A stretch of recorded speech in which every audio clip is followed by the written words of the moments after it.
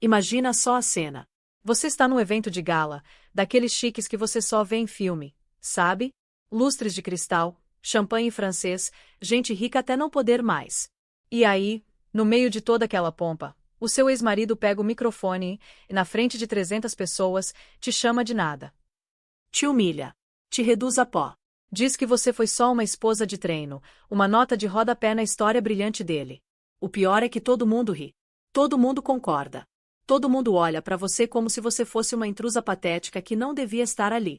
Agora imagina que, segundos depois dessa humilhação, o homem mais poderoso do salão, um bilionário recluso que ninguém consegue nem uma reunião de 5 minutos, se levanta. Ele atravessa aquele mar de ternos caros e vestidos de grife, para bem na sua frente, coloca a mão nas suas costas e diz, alto o suficiente para todo mundo ouvir: o senhor está enganado. Esta é a mulher que eu estava esperando. Parece roteiro de novela das 9, né? Mas a história que eu vou te contar hoje vai muito além disso. É sobre uma mulher que foi apagada, deletada, silenciada por 5 anos. Uma mulher que criou algo revolucionário e viu o crédito ser roubado pelo próprio marido. Uma mulher que assinou um contrato debaixo de chantagem e ameaças, e que achou que nunca mais ia poder mostrar a cara no mundo da tecnologia. Só que ela estava errada. E o ex-marido dela? Ah, ele estava muito mais errado ainda. Fica comigo até o final dessa história porque eu te garanto. A reviravolta que vem pela frente vai te deixar de queixo caído.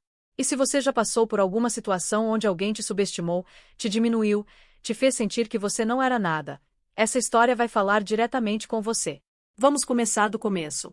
Clara Reis era o tipo de pessoa que passava despercebida numa festa. Não por ser sem graça, longe disso. É que ela tinha aquela energia de quem prefere resolver equações complexas a fazer networking. Enquanto todo mundo estava lá fora fazendo social, ela estava em casa, no escritório minúsculo do apartamento dela, debruçada sobre o computador. O zumbido dos servidores era a única companhia constante dela. Aquele som baixinho, contínuo, contra o pano de fundo do apartamento pequeno e sem graça que ela tinha conseguido manter depois que tudo desmoronou. Era a única coisa tangível que tinha sobrado. O resto da vida dela tinha sido liquidado. Sistematicamente. Legalmente. Espiritualmente. Na tela do computador, uma matriz de dados complexa brilhava. Era um problema para um conglomerado de transporte em Singapura, um quebra-cabeça de logística que ela estava resolvendo por $400. Ela fazia isso usando um pseudônimo, C.H. Ardan. C.H. Ardan era confiável. C.H. Ardan era brilhante de um jeito quieto, sem crédito. C.H. Ardan era, acima de tudo, invisível. Porque Clara Reis, a mulher que tinha desenhado a arquitetura do projeto Quimera num guardanapo de bar há 5 anos, era um fantasma. Ela não existia mais no mundo profissional. Tinha sido apagada. O celular dela vibrou na mesa. Era Chloe. Você tá me ignorando. A voz de Chloe disse assim que Clara atendeu. Nem precisa de oi. Tô trabalhando, chlulo, Clara murmurou, os olhos ainda escaneando o código na tela. Não, você tá se escondendo. E hoje à noite você não tem permissão para isso. O carro vai te buscar em 1 hora. Eu já tô na toria. O estômago de Clara afundou. Chloe, eu não posso. É a noite dele. A gala. Ele é o homenageado. Eu sei, Chloe respondeu seca. Dava para ouvir o som dela passando batom pelo telefone. Chloe Benson era uma jornalista de tecnologia feroz que trabalhava para um dos maiores jornais da cidade, e era a única ponte que Clara ainda tinha com o mundo que ela um dia tinha sonhado em conquistar. É exatamente por isso que você vai. Eu tô cobrindo essa farsa e não vou fazer isso sozinha. Você é minha acompanhante. Você vai como imprensa. Vai ser invisível, eu prometo. Só fica no salão. Por que você tá fazendo isso comigo? Clara sussurrou. Teve uma pausa. Quando Chloe falou de novo, a voz dela era mais suave, mas carregada de uma frustração que vinha de anos de amizade. Por quê, Clara? Já fazem 5 anos. 5 anos de você se diminuindo. Você tá vivendo numa caixa de sapato, pegando migalhas enquanto aquele vampiro vai receber o prêmio de inovador da década essa noite. Pelo trabalho que você fez. Eu não quero que você faça networking. Não quero que você faça uma cena. Eu quero que você fique naquele salão, olhe para o que ele construiu em cima dos seus ossos, e eu quero que você sinta raiva de novo. 1 hora depois, Clara estava parada na frente do espelho de corpo inteiro, horrorizada. O vestido que Chloe tinha mandado, um tubinho simples azul marinho de uma grife que Clara não podia pagar, parecia uma fantasia. Era elegante, mas era uma armadura que ela não usava há anos. O salão de festas do Atoria era outro mundo. Era uma galáxia de barulho e luz, uma sinfonia de riqueza consolidada. Lustres como supernovas capturadas pingavam cristais do teto. Esculturas de gelo de criaturas mitológicas derretiam elegantemente sobre camas de caviar.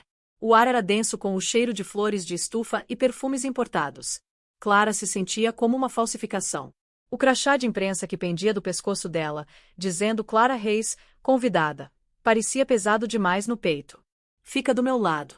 Observa. Anota. Seja meu segundo par de olhos, Chloe instruiu, pegando 2 taças de champanhe e enfiando uma na mão gelada de Clara. Chloe estava no elemento dela, os olhos varrendo o salão, o cabelo curto e o blazer de ombros marcados contrastando com os vestidos esvoaçantes ao redor. Clara tentou. Bebericou o champanhe e tentou parecer profissional. Tentou ver o salão como uma jornalista veria, uma coleção de dados, corretores de ações, capitalistas de risco, socialites. Mas era tudo só um borrão até ela ouvir aquela risada. Era a mesma risada. Aquele barítono estrondoso que conseguia encantar um salão ou destruir um oponente. Cortou a orquestra, atravessou centenas de conversas, e acertou Clara bem no meio do peito. Ela não ouvia aquele som pessoalmente há 5 anos, mas o corpo dela lembrava. O coração disparou, as palmas das mãos suaram. Ela se virou devagar, temendo o que ia ver. E ele estava lá. Marcus Thorne. O ex-marido dela. Ele parecia um rei. O smoking era talhado por mãos que cobravam mais do que a hipoteca mensal dela. Ele era mais alto na memória dela, mas a presença dele era exatamente do mesmo tamanho. Estava cercado por um círculo de bajuladores rindo de uma história que ele contava, e no braço dele estava Sarafina. Clara só tinha visto Sarafina em revistas de moda. Sarafina de Winter Thorne, que tinha herdado uma fortuna e um rosto novo. Pessoalmente, ela era menos uma pessoa e mais um conceito. Era esculpida em gelo, derramada num vestido que parecia tecido de diamantes, e os olhos azuis e frios dela varriam o salão com um ar de tédio imperial. Não olha, Chloe murmurou, vendo Clara congelar. Ele não tá. Clara, não olha. Mas era tarde demais. Ele não estava olhando. Ela estava. E o olhar de Sarafina, varrendo o salão em busca de competição, enganchou em Clara. Os olhos dela se estreitaram. Ela viu o vestido simples de Clara, o crachá de imprensa, o jeito que ela estava se escondendo atrás de um pilar. Sarafina se inclinou e sussurrou algo no ouvido de Marcus. Ele pausou, irritado com a interrupção, e seguiu o olhar dela. Ele a viu. Os olhos dele, os mesmos que um dia tinham olhado para ela com adoração por cima de uma pilha de projetos, a escanearam com uma avaliação fria e desprezível. Ele não parecia chocado. Não parecia com raiva. Parecia entretido. Ele deu um pequeno aceno de cabeça para ela. Um aceno que você dá para um manobrista. E então virou as costas. A rejeição foi tão total, tão absoluta, que Clara sentiu o ar sair dos pulmões. Era pior do que ser gritada. Era ser apagada. Chega, Clara sussurrou, a voz tremendo. Eu vou embora. Clara, espera. Não, Chloe, você estava errada. Isso não me deixa com raiva. Só me deixa enjoada. Te vejo em casa. Ela se virou e fugiu, abrindo caminho pela multidão brilhante, desesperada por uma saída. Ela não ia chorar. Não ia. Só precisava de ar. Clara estava empurrando o caminho em direção ao lobby quando uma mão no braço dela parou. Não era Chloe. Era um homem de smoking, um segurança pelo jeito. Mas o toque dele era educado. Senhora, desculpe, mas essa área é para... Ah, senhorita Reis. Clara se virou. Era Benjamin Marcus, chefe de segurança de longa data. Ele olhou para ela com pena. É bom te ver, senhora. Bem, ela acenou, tentando soltar o braço. Eu já estava saindo. Claro, deixa eu só. Mas a interação educada tinha causado um congestionamento. Pessoas tinham parado, e a pequena perturbação tinha atraído justamente o grupo que ela estava tentando escapar. Ora, ora, ora, disse uma voz como vidro estilhaçado. Sarafina de Winter Thorne tinha se descolado do marido, deslizando na direção de Clara com a graça de uma predadora. Olha, Marcus, é o fantasminha das namoradas passadas. Marcus estava logo atrás dela, o rosto uma máscara de charme social, mas os olhos duros. Clara, que surpresa! Eu não sabia que você ainda estava na cidade. Eu já estava saindo, Clara disse, a voz tensa. Ela tentou passar por eles. Sarafina bloqueou o caminho, um sorriso pequeno e cruel brincando nos lábios perfeitos de batom vermelho. Ela olhou Clara de cima a baixo, uma avaliação teatral e insultante. Querida, esse vestido é alugado. Você precisa me falar onde. Eu sempre procuro uma boa instituição de caridade para apoiar. Algumas pessoas no círculo deram risadinhas. Sarafina, Marcos disse, a voz um aviso baixo. Não por Clara. Pela aparência. O quê? Sarafina disse, fingindo inocência. Eu só estou surpresa. Eu ouvi dizer que você era acadêmica. Sempre achei tão trágico quando uma mulher se deixa ir por uma carreira e depois, bem, acaba perdendo as duas coisas. O rosto de Clara estava branco. Ela podia sentir os olhares. Podia ver Chloe lutando para atravessar a multidão, o rosto uma máscara de fúria. Já chega, Clara disse, a voz perigosamente baixa. Chega. Sarafina desafiou. Eu não acho que chega. Eu acho que você é patética. Ficando nas bordas da festa dele. O que você achou? Que ele ia te ver de quê? Ia perceber que tinha cometido um erro. Ela estendeu a mão, brilhando com um diamante do tamanho de um ovo de codorna, no peito de Marcos. Olha para mim, querida. E depois olha para você. Ele fez um upgrade. Era esse o momento. O momento de aniquilação pública total. Marcos, vendo os investidores dele assistindo e o potencial para uma cena, decidiu assumir o controle. Ele colocou a mão no braço de Sarafina, mas falou olhando para Clara. Vamos ser todos adultos, ele disse, a voz projetando pro grupo. Ele estava atuando. Clara, é fofo você estar aqui, de verdade, mas a Sarafina tem razão. Você tá fora da sua praia.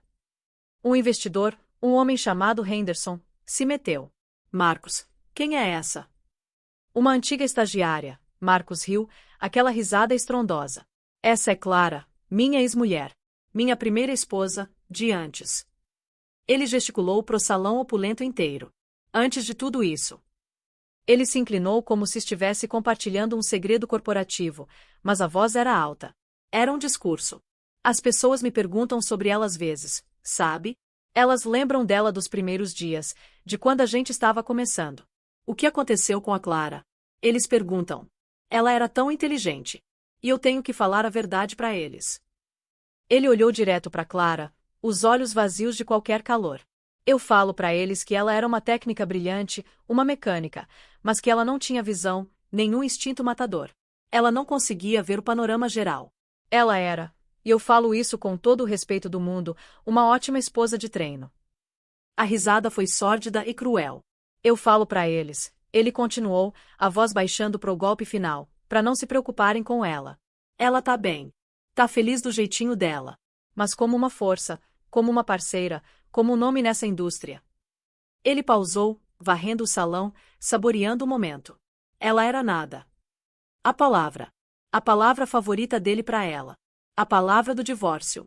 A palavra que tinha definido ela por 5 anos. Ficou pendurada no ar, brilhante e venenosa. A multidão, sentindo o sangue, estava em silêncio. Clara só ficou parada ali, o corpo vibrando com uma raiva fria e silenciosa tão profunda que parecia quietude. Clara. Chloe finalmente tinha chegado, empurrando Sarafina. A gente vai embora. Agora. Chloe agarrou o braço dela e começou a puxá-la. Clara foi, as pernas de madeira. Ela não olhou para trás. Ela podia sentir os milhares de olhos nela, os sussurros começando como um ninho de cobras. Ela era o nada. A esposa de treino. O fantasma na festa. Enquanto Chloe a arrastava para a saída, ela não viu o homem parado nas sombras da grande escadaria, o rosto ilegível, os olhos cinza de aço seguindo cada movimento dela. Ele tinha assistido a toda a troca brutal, e não tinha mexido um músculo. Clara não parou até estar do lado de fora, num terraço isolado com vista para a grade cintilante de luzes da cidade. O ar de novembro era um tapa bem-vindo, afiado e frio, cortando a névoa da humilhação dela. Ela arrancou o crachá de imprensa do pescoço e jogou num arbusto ornamental. Eu vou matar ele, Chloe disse, andando de um lado pro outro com o celular na mão. Eu vou escrever uma matéria bombástica. Eu vou. Clara, fala alguma coisa. Ele ganhou, Clara sussurrou, a voz oca. Ela agarrou a balaustrada de pedra fria. É isso que ele faz. Ele ganha. Ele toma. E ele ganha. Nada. A palavra ecoou, transportando ela de volta 5 anos para uma sala diferente, um tipo diferente de execução. O escritório do advogado. Mogno polido. Paredes bege. O cheiro de dinheiro velho e café requentado. O nome dele era Alistair Finn. Marcos sentou na frente dela, não olhando para ela, só para os documentos. Clara, seja razoável, Finn tinha dito, a voz um farfalhar seco. A Thorne Industries está oferecendo um acordo francamente impressionante para um casamento dessa duração. Ele está sendo mais do que generoso.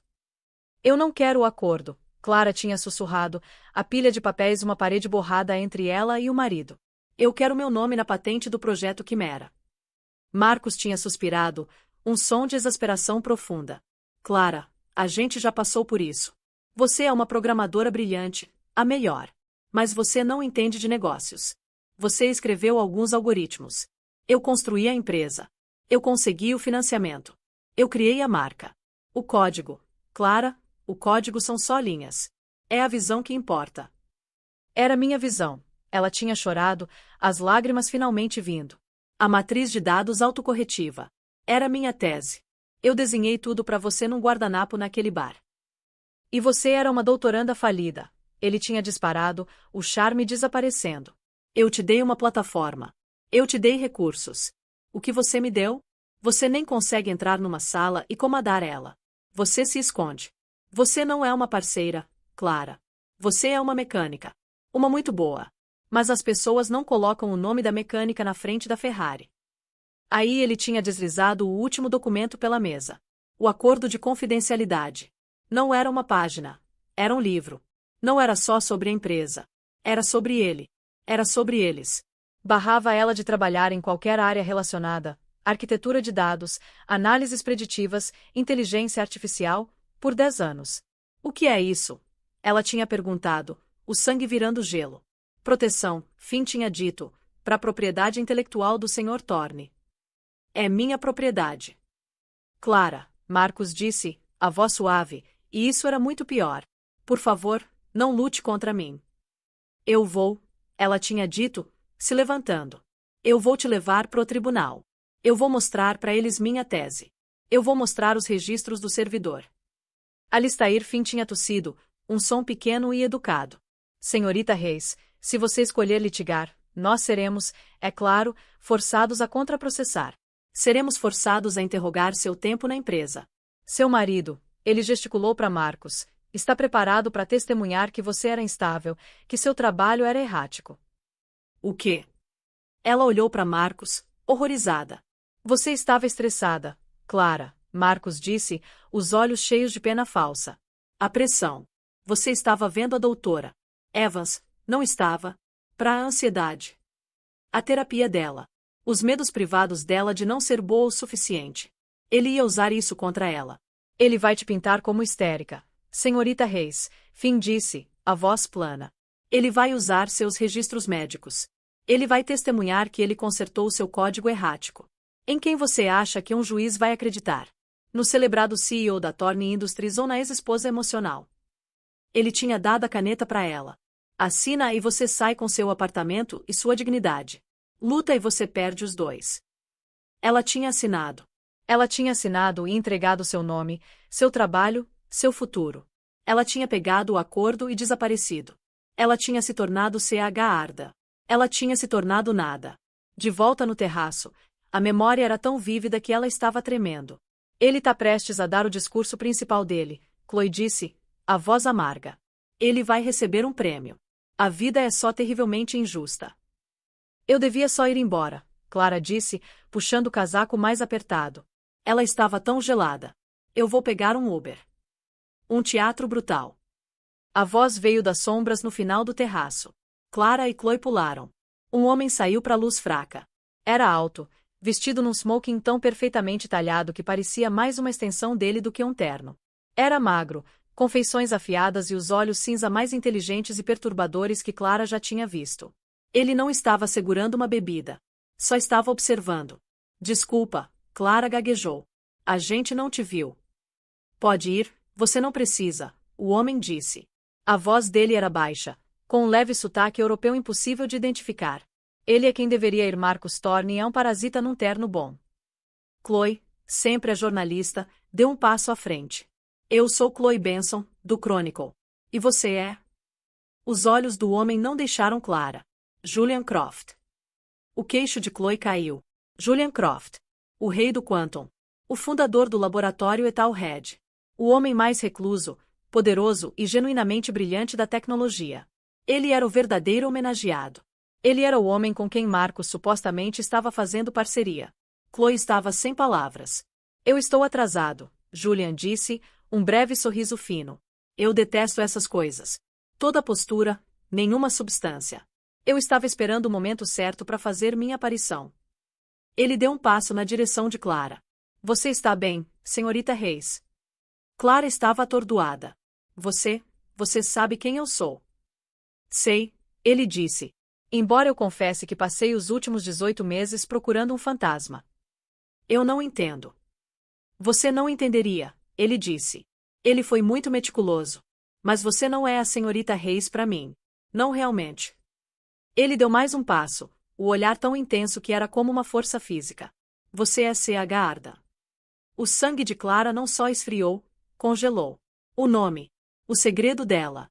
O único espaço protegido que ela tinha. Como? Ela respirou, dando um passo involuntário para trás. Chloe parecia completamente confusa. Como eu sei? Julian Croft terminou. Porque eu passei um ano tentando contratar C.H. Arda. Você tem alguma ideia de quanto dinheiro você me custou, senhorita Reis? O quê? Você não pode ir, Julian disse quando Clara instintivamente se virou para fugir. Por favor.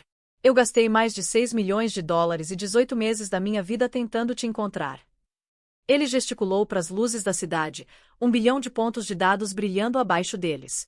Eu tenho um pequeno projeto de paixão. Uma plataforma de recrutamento disfarçada de competição de programação. A gente chama de Cadinho. É onde testamos nossos problemas quânticos mais avançados. É impossível por design. Clara conhecia. O Cadinho. Os problemas eram tão lindos, tão complexos. Eram as únicas coisas que a faziam se sentir viva. Por 2 anos, Julian continuou, ninguém resolveu o desafio do labirinto. É um problema de escalabilidade, um monstro teórico. Meus próprios PhDs na Etal, as melhores mentes do mundo, não conseguiram quebrar. Aí, 6 meses atrás, C.H. Arda resolveu num fim de semana. Por um prêmio de 5 mil dólares. Ele riu, um som seco e incrédulo. Eu aumentei o prêmio. Postei o problema Hydra. Você resolveu em 72 horas. Depois o Minotauro, 48. Eu gosto de quebra-cabeças, Clara sussurrou, a mente girando. Esses não são quebra-cabeças, senhorita Reis, Julian disse, a voz baixando. Eles são as chaves do reino. E a assinatura. Seu estilo de programação. Era familiar. Eu não conseguia identificar, mas era elegante, agressivo, impossível. Me assombrava. Ele pausou, os olhos escaneando o rosto dela. Ao mesmo tempo, minha equipe de fusões e aquisições estava avaliando uma aquisição. Thorne Industries. Clara estremeceu. Exatamente, Julian disse. A Etalhead está expandindo. Estávamos querendo adquirir uma nova divisão de gerenciamento de dados. A Thorne Industries era líder de mercado. Mas eu olhei o código. O Quimera. Ele pareceu enojado. Era uma obra-prima. O motor de Ferrari. Mas estava preso num carrinho de rolimão. Ele tinha parafusado interfaces de usuário baratas e feias. Tinha bastardizado. O núcleo era brilhante, mas estava sufocando. Não tinha sido atualizado em 5 anos. Estava implorando por ajuda. Ele não entende, Clara disse, as palavras arrancadas dela. Ele nunca entendeu. Não, ele não entendeu, Julian concordou. Mas enquanto minha equipe rodava o diagnóstico profundo, encontramos artefatos. Fragmentos de código. Metadados. Ele tinha sido estúpido demais para limpar. E uma impressão digital. Ele olhou bem para ela. Era a mesma impressão digital de C.H. Arda. A mesma elegância impossível. Ele tinha começado uma busca. Rastreou os fragmentos de código, os metadados originais até um servidor do MIT, até uma tese de doutorado. Projeto Quimera. Uma matriz de dados autocorretiva, por Clara Reis. E então Julian disse. Você desapareceu. Seus registros acadêmicos foram selados. Sua pegada profissional foi apagada. Foi uma peça brilhante e aterrorizante de sabotagem legal e social. Ele não só se divorciou de você. Ele te deletou. Ele tinha um bom advogado, Clara disse, a voz tremendo. Ele tinha Alistair Finn, Julian corrigiu. E você não tinha ninguém. Até CH Ardan reaparecer no cadinho. Eu juntei tudo. Estive tentando te encontrar desde então. Eu tinha que ver a mente que conseguiu construir uma coisa dessas. Então você veio aqui, Clara disse, gesticulando para a festa. Para comprar a empresa dele.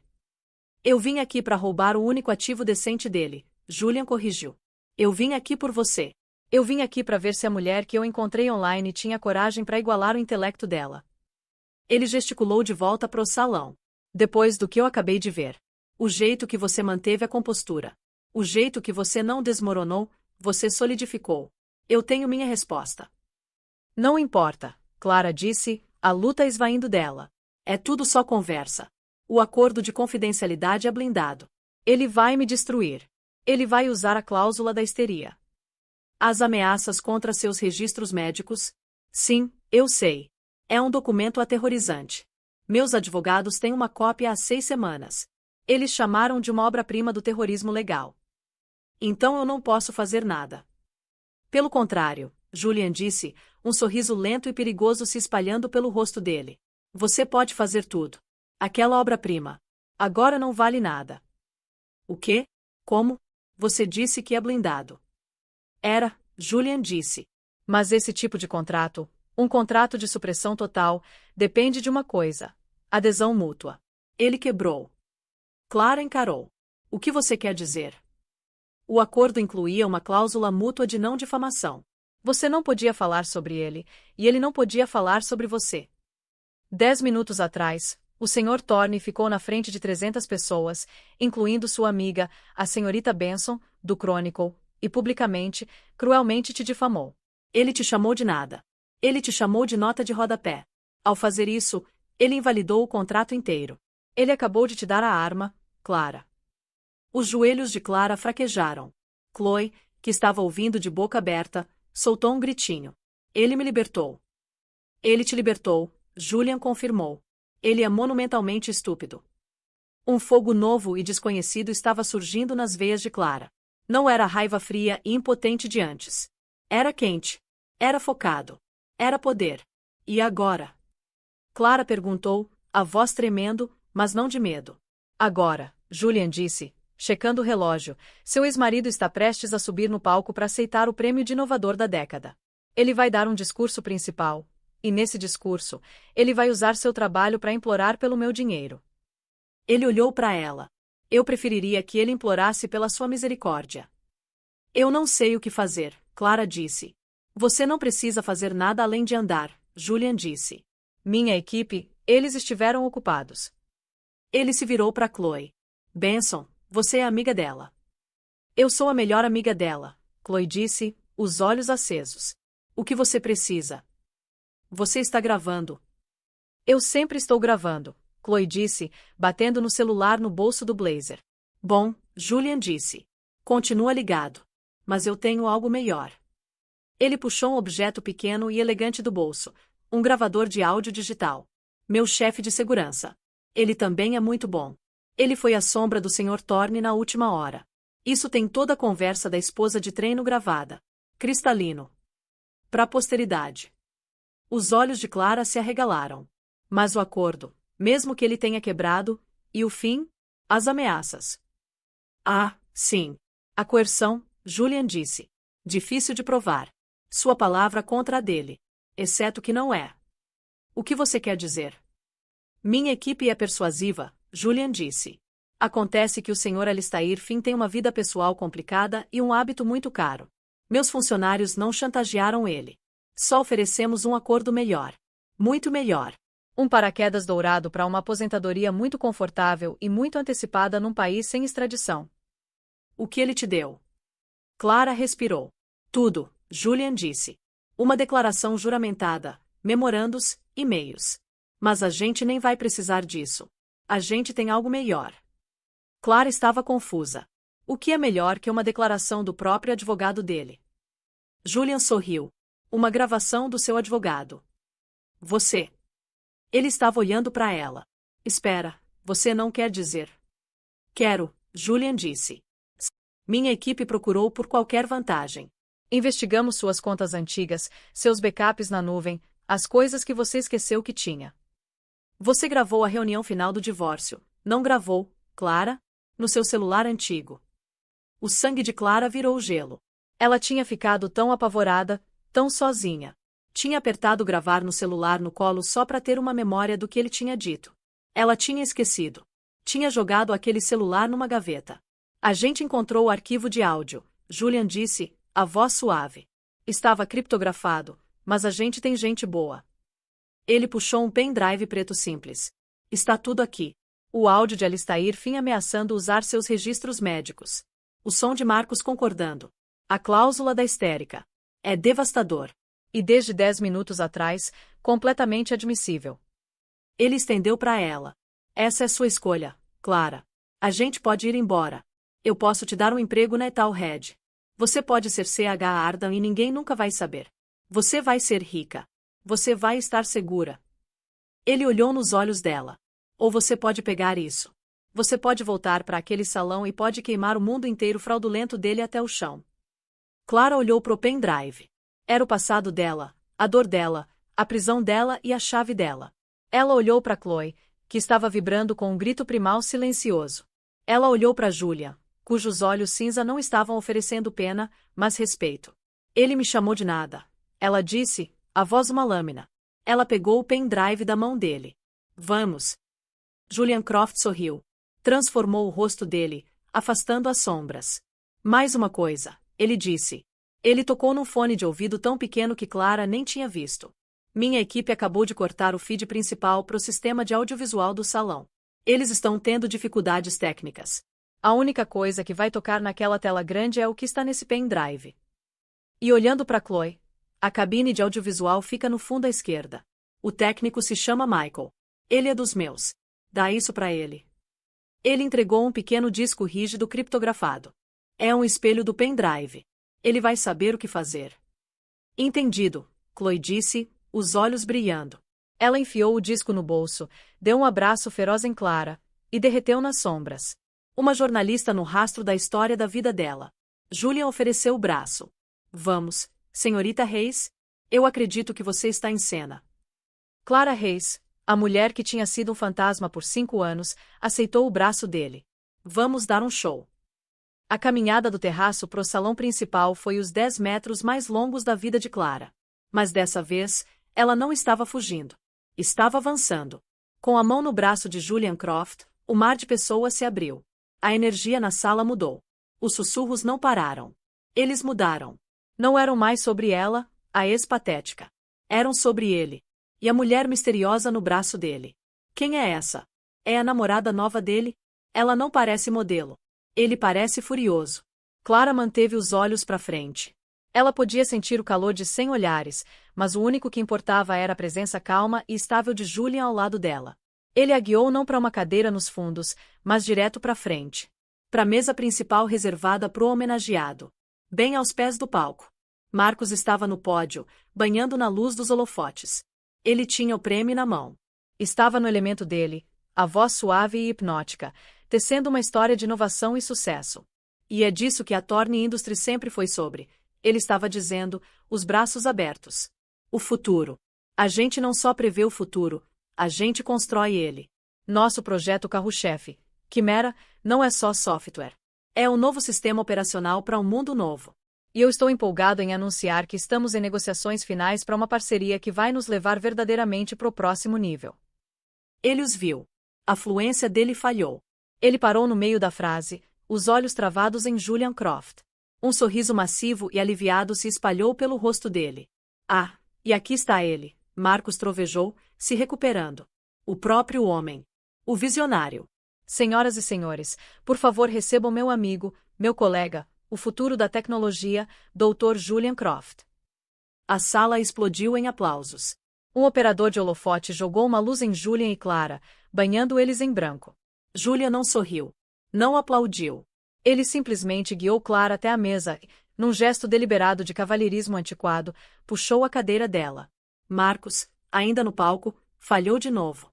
Isso não estava no roteiro. Julian deveria subir, apertar a mão dele e endossá-lo. Julian, Marcos chamou, o sorriso forçado. Sobe aqui. E eu vejo o que você encontrou.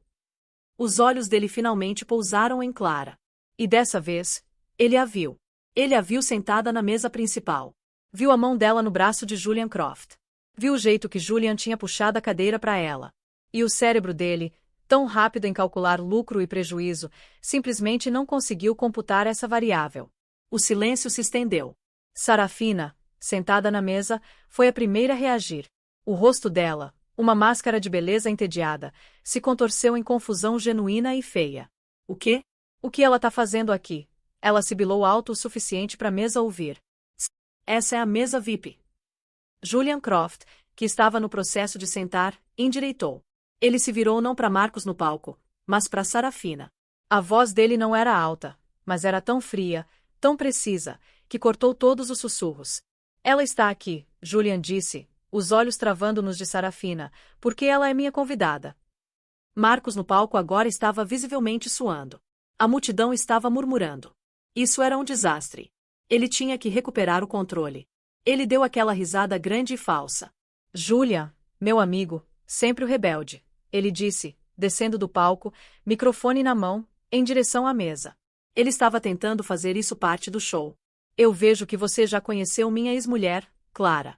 Mundo pequeno, né? Ele estava na frente deles agora.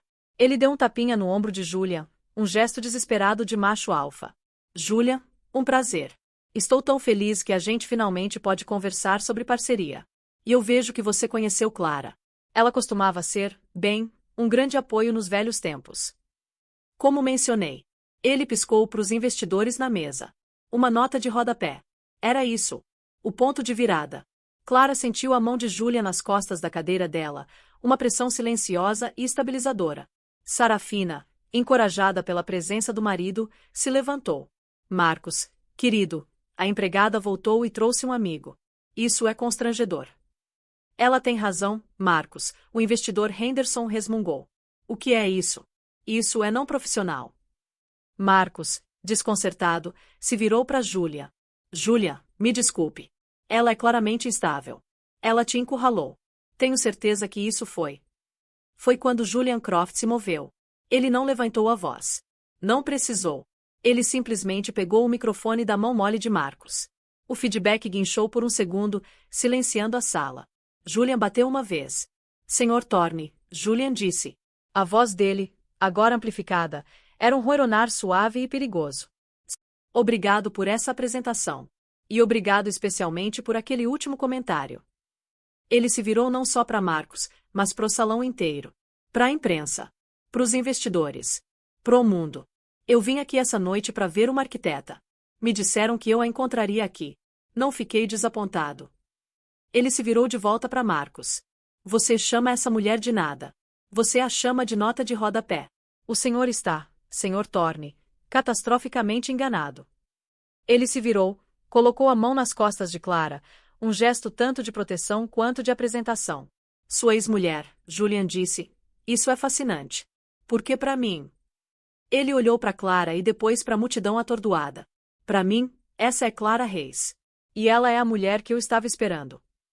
O clique e flash de uma dúzia de câmeras de imprensa foi ensurdecedor no silêncio. Era o som de uma narrativa sendo reescrita. O rosto de Marcos Thorne era uma máscara grotesca de confusão.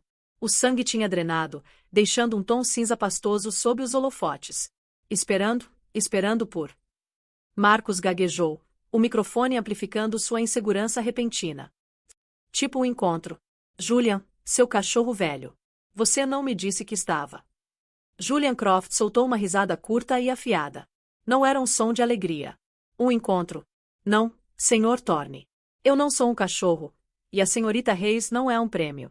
Eu estive esperando do jeito que um astrônomo espera por um cometa.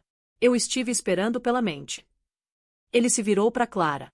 Clara, você me daria a honra. Clara se levantou. As pernas dela estavam tremendo, mas ela travou os joelhos. Ela olhou pela primeira vez em 5 anos diretamente nos olhos de Marcos Thorne, e ela viu pela primeira vez não o monstro que a tinha quebrado, mas um homem pequeno e apavorado. Senhor Thorne, ela disse. A voz dela era baixa, mas no silêncio tumular do salão, carregava.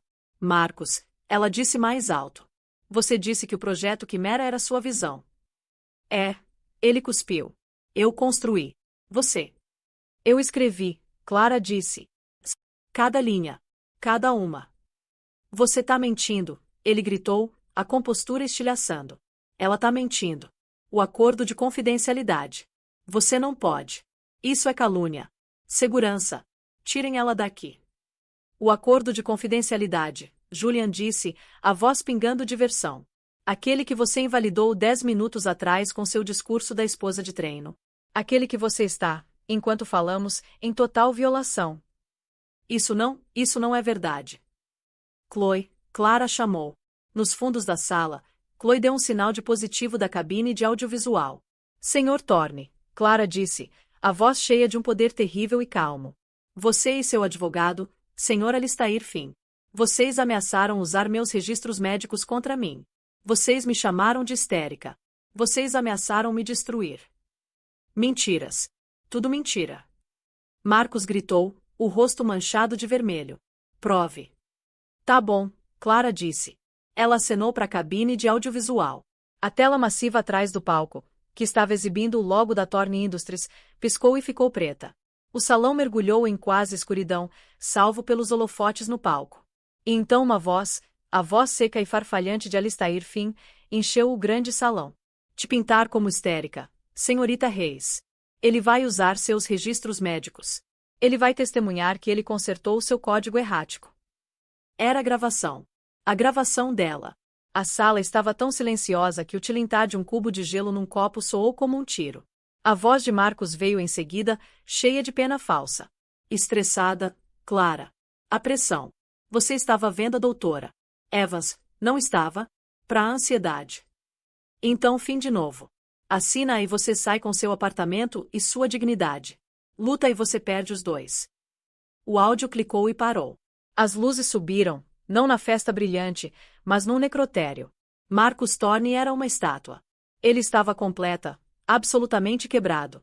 Ele olhou para Clara, os olhos arregalados com um novo respeito horrorizado. Clara, por favor. Você não sabe o que está fazendo. Você vai destruir a empresa. Nossa empresa. Nunca foi nossa empresa, Marcos, Clara disse. Era meu trabalho e sua mentira. E a mentira acabou. Sarafina foi a primeira a se mover. Com um olhar de fúria absoluta e concentrada, ela encarou Marcos. Tapa. O som ecoou pela sala. Ela bateu nele com a palma aberta no rosto. Seu fraudador. Ela cuspiu. Você me disse que ela era uma secretária. Você me disse que você era um gênio. Você me amarrou a um nada. Ela arrancou o anel de diamante massivo do dedo e jogou, não nele, mas aos pés dele. Meus advogados vão ligar para os seus advogados. Eu não vou afundar com você. Ela agarrou a bolsa e saiu tempestuosamente, empurrando um câmera do caminho. Investidores estavam correndo. Não andando. Correndo. Homens internos caríssimos estavam se atropelando para saídas, os rostos pálidos, os celulares colados nas orelhas. Vende. Vende tudo. Despeja. Eu não me importo com o prejuízo. Só me tira. É uma fraude completa. A coisa toda é mentira. Coloca o jurídico na linha. A gente vai processar por representação falsa. A CVM. Liga para a CVM. Julian Croft calmamente pegou o microfone. Uma nota para vocês da imprensa, Julian disse. A Etal Red Labs está anunciando um fundo inicial de 10 bilhões de dólares para lançar um novo empreendimento concorrente. Um empreendimento baseado em inovação real. Um empreendimento liderado pela verdadeira arquiteta dessa tecnologia. Ele levantou o copo para Clara. Senhoras e senhores, por favor recebam a fundadora e CEO da Etal Red Core, senhorita Clara Reis. Ele ofereceu a mão para ela, não como um amante, mas como um parceiro. Ele a guiou pelo pandemônio, longe de Marcos, em direção ao palco. Ele não subiu no pódio. Ele deu um passo pro lado e gesticulou para ela subir. Clara Reis, a mulher que tinha sido nada, passou pelo ex-marido, subiu no palco e ficou no centro do holofote. Era quente. Era brilhante. E parecia como lar. Na manhã seguinte, às 10 da manhã, Clara estava numa sala de reuniões estéril com paredes de vidro no 50º andar do prédio da Etal Red Labs. O logo temporário da Etal Red Core estava projetado numa tela atrás dela. A sala estava lotada. Chloe, que tinha enviado a matéria às 4 da manhã, uma matéria que já tinha derrubado o site do jornal, estava na primeira fila, sorrindo. Julian Croft também estava na primeira fila, mas deliberadamente de lado. Era o palco dela. A própria Clara estava transformada. A equipe de Julian tinha descido no apartamento dela ao amanhecer, não com sugestões, mas com soluções.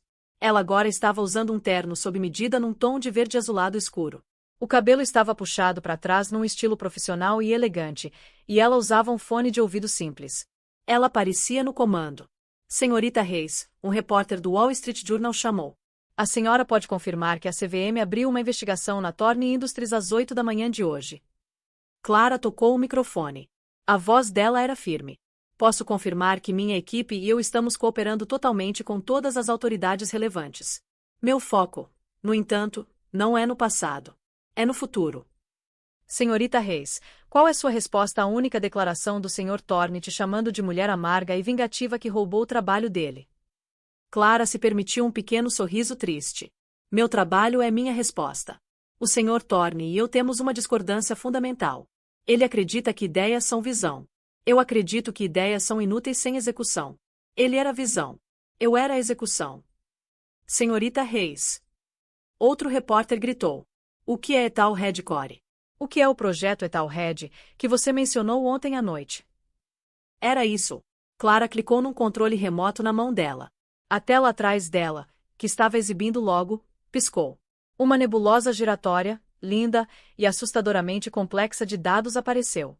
Por 5 anos, Clara começou, a Thorne Industries vem vendendo para vocês o projeto Quimera. Era minha tese de doutorado. É brilhante, mas é um desenho de criança. Era a planta. Nos últimos 5 anos, enquanto o Sr. Thorne estava ocupado vendendo, eu estava ocupada construindo. Ela gesticulou para a tela. O Quimera consegue organizar e classificar dados. O projeto Etal Red, ele entende dados. Ele não só prevê. Ele intui. Ele modela. O Quimera pode te dizer o que aconteceu. O Etal Red pode te dizer por que aconteceu e o que vai acontecer depois.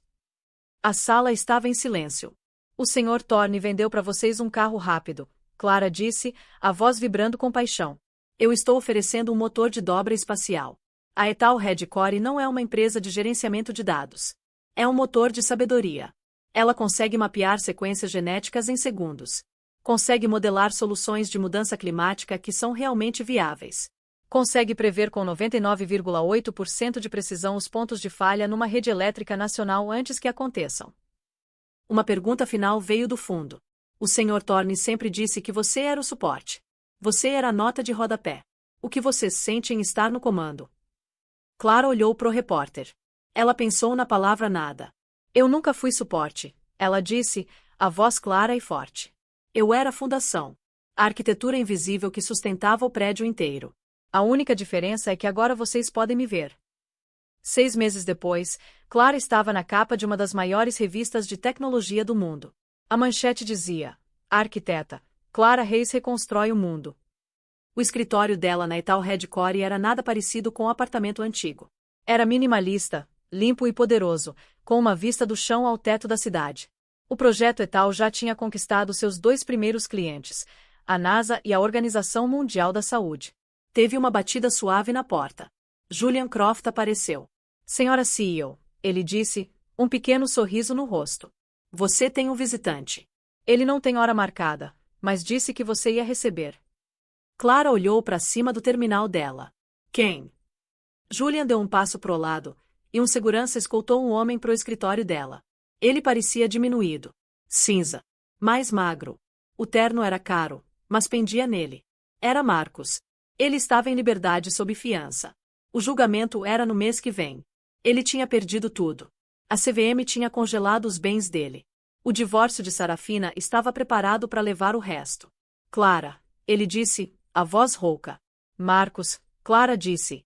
A voz dela era neutra. Não fria, não quente. Só um fato. Você tem 5 minutos. O segurança deu um passo para trás, mas manteve a mão na porta. Eu só queria te ver, ele disse, olhando ao redor do escritório. Isso é impressionante. É, ela concordou. Eu não sei por que estou aqui. Ele gaguejou. Ele olhou para ela, os olhos cheios de confusão suplicante e desesperada. O que eu fiz de errado? A gente era feliz, não era? No começo. Era o teste final. O último fantasma. Clara se levantou, andando até a janela para olhar a cidade que ela estava ajudando a remapear. Éramos, ela concordou, a voz suave. Éramos felizes.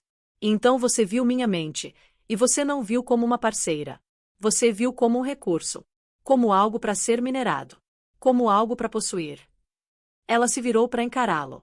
Você não fez uma grande coisa errada, Marcos.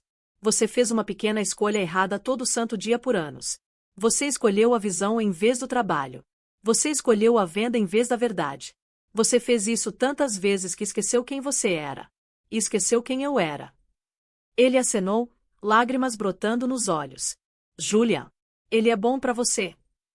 Julia me respeita, Clara disse, a distinção clara. Isso é tudo que eu sempre quis. Respeito. Você pode me ajudar, ele sussurrou, a razão real da visita finalmente emergindo. Uma palavra para os promotores. Uma referência de caráter. Pelos velhos tempos. Clara olhou para ele. O rei do mundo reduzido a um mendigo. O homem que a tinha chamado de nada agora estava pedindo tudo. Eu não posso, Marcos, ela disse, a voz gentil mas final. Mas, Clara, você estava certa sobre mim de certa forma. Ela disse, você me chamou de nota de rodapé. E é isso que você é para mim agora. Uma nota de rodapé na minha história. O passado. Ela se virou de volta para a mesa dela. E eu só estou interessada no futuro. Clara Reis. Adeus, Sr. Thorne. O segurança gentil mas firmemente o escoltou para fora. A porta clicou ao fechar. Clara ficou parada no silêncio do escritório por um longo momento. Julian bateu e entrou de novo, segurando 2 canecas de café. Ele entregou uma para ela. Você está bem? Ele perguntou. Clara tomou um gole, o calor se espalhando por ela. Ela olhou pela janela pro futuro. Estou, ela disse, um sorriso real e brilhante se espalhando pelo rosto dela. Eu finalmente estou livre. Bom, Julian disse, sorrindo de volta. Agora, vamos mudar o mundo. E assim, Clara Reis recuperou seu nome, seu trabalho e seu futuro. O império de Marcus Thorne, construído sobre uma mentira, desmoronou em pó. E ele se tornou a única coisa de que ele a acusou de ser, um nada. Uma nota de rodapé na história dela. Clara foi do fantasma na máquina para a mulher que comanda a máquina. A história dela é um lembrete poderoso. Nunca deixe ninguém definir seu valor. Nunca deixe ninguém te chamar de nada. Porque a pessoa que eles estão descartando pode muito bem ser a arquiteta do próprio mundo em que eles vivem. Seu valor não é determinado pela visão deles. É provado pelo seu trabalho. E aí, o que você achou da vingança da Clara? Foi justiça ou foi só negócios? A reação da Sarafina foi impagável ou o quê? Me conta nos comentários o que você pensa. Obrigado por assistir até aqui. Se você amou essa história e quer ver mais dramas assim, não esquece de dar aquele like bem dado, compartilhar esse vídeo com alguém que precisa ouvir isso, e mais importante, se inscrever no canal para não perder nenhuma história. A gente se vê na próxima. Você já parou para pensar no que significa realmente ficar em silêncio? Não aquele silêncio de quem não tem nada a dizer, mas aquele silêncio de quem está guardando munição? Porque tem gente que interpreta o silêncio como fraqueza. E essas pessoas, bom, elas descobrem tarde demais que estavam completamente enganadas. Olha só essa história. Por 6 meses inteiros, o mundo inteiro acompanhou a separação mais brutal que Nova York já viu. Todo mundo falou. Os advogados falaram. A equipe de relações públicas falou. A namoradinha nova de 22 anos não parava de falar. Os colunistas sociais estavam em festa. Mas sabe quem não falou absolutamente nada? A única pessoa que realmente importava nessa história toda. Eliza Thorne era como um fantasma. Uma figura trágica, silenciosa, que todo mundo achava que tinha sido destruída e jogada no lixo. O casamento dela, considerado acabado. A vida dela, considerada destruída. A história dela, todo mundo tinha certeza de que tinha terminado ali mesmo. Só que ninguém percebeu uma coisa. Eliza não estava destruída. Ela estava apenas esperando o momento certo. E quando esse momento chegou? Cara, não foi um sussurro não. Foi uma bomba nuclear que sacudiu toda a elite de Nova York. E tudo começou numa segunda-feira de maio, quando ela apareceu no Met Gala, no braço de um homem que ninguém tinha visto em uma década. Agora me conta uma coisa. Você já viu um casamento morrer? Não é que nem nos filmes, com brigas e portas batendo. Às vezes é pior. É um congelamento lento, sabe? Como o Ártico tomando conta de tudo aos poucos. Durante 12 anos, Eliza Thorne foi a parceira perfeita de Marcus Thorne.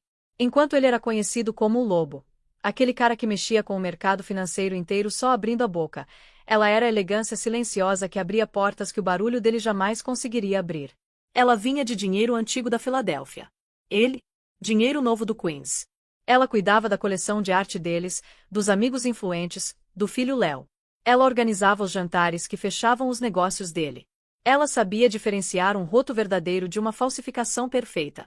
Ela sabia quais políticos estavam prestes a se envolver em escândalo antes mesmo da notícia estourar. Resumindo, ela construiu o império social dele. E ele, com o tempo, começou a odiar ela exatamente por isso.